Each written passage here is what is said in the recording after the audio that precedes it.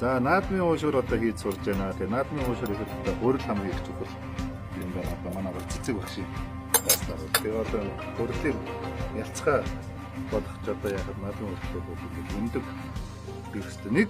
Нэг хийл хөрөлд нэг өндөг юм байна. Нэг өндгөн дээр бол нэг 10 г соёл давс хийгээд ингээ сайхан бодчих юм байна. Би ч одоо бууцны сайн татдаг байсан.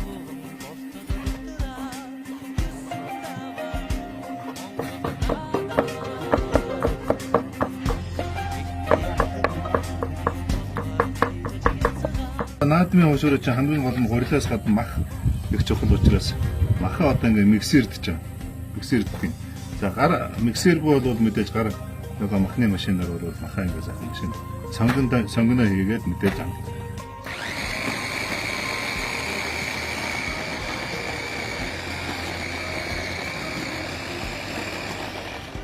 За ингээд энэ миксердсэн наадмын уушур юм сайхан болж байгаа маа.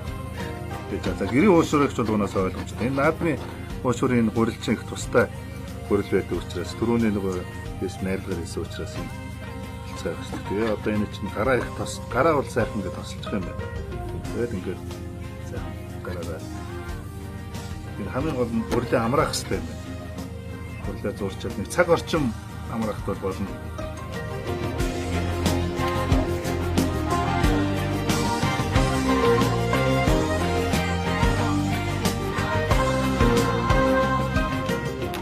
Ингээ сайхан маха сайхан найруулсан түрүүн гурилаа хэлдэг ингээ амраагаад байсан. Одоо ингээ сайхан чимхэн яагаад тийм ээ. Сайхан ингээ бууцшгал тэмгчдэг юм байна шүү дээ. За ингээ тэгээ сайхан ингээ бас буцаагаад ингээ сайхан амраанаа ажиллаа. Хамгийн гол ажил руу орох чинь тийм наадмын нөгөө нар сар гэрэлтсэн хүн шүү. Энэ одоо хамгийн гол ажил чинь шүрэн жиг илтгэх юм.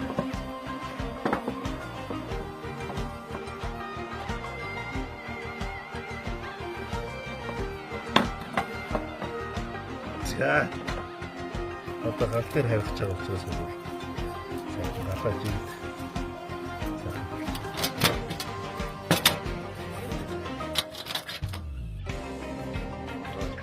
За ингэ сайхан бас ер нь тослоо шин тосон дээр шарах хэрэгтэй. Манай хүн дандаа нөгөө нэг шарсан тосоор их олон шараад байдаг.